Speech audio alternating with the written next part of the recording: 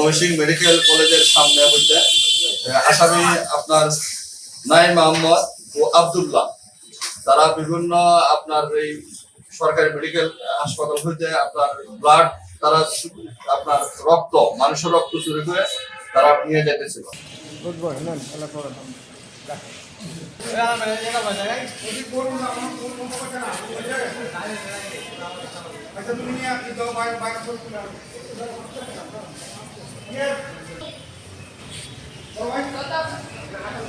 Mymensingh medical কলেজের সামনে হইতে আসামি আপনার নাইম আহমদ ও আব্দুল্লাহ তারা বিভিন্ন আপনার এই সরকারি মেডিকেল হাসপাতাল হইতে আপনার ব্লাড তারা আপনার রক্ত মানুষের রক্ত চুরি করে তারা নিয়ে যেতেছিল।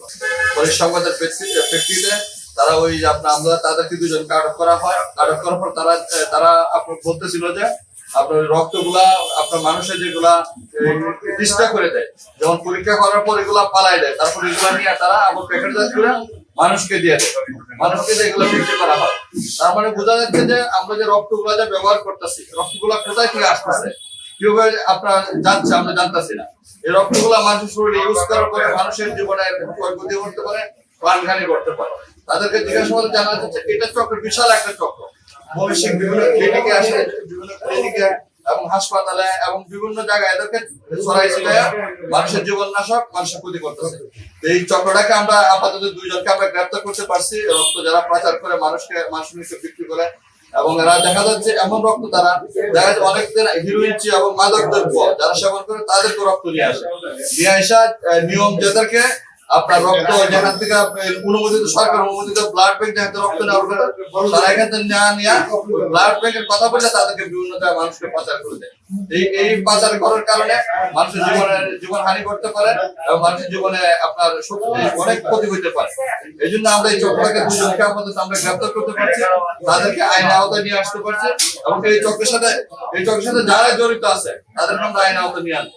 এবং এটা এই চক্রটা নির্মূল করা না হয় তাহলে মানুষের জীবনের অনেক ক্ষতি হইতে পারে। এই বিষয়টা আমরা খুব গুরুত্ব সহকারে আমাদেরকে এই নজরে নিয়ে আসছে, এবং আমরা এই চক্রের সাথে যারা জড়িত আছে তাদেরকে নিয়ে আসবো। আমাদেরকে দীর্ঘদিন ধরে এই কাজের সাথে জড়িত আছে এবং আরো অনেক লোক জড়িত আছে এটার সাথে, বোঝা যাচ্ছে।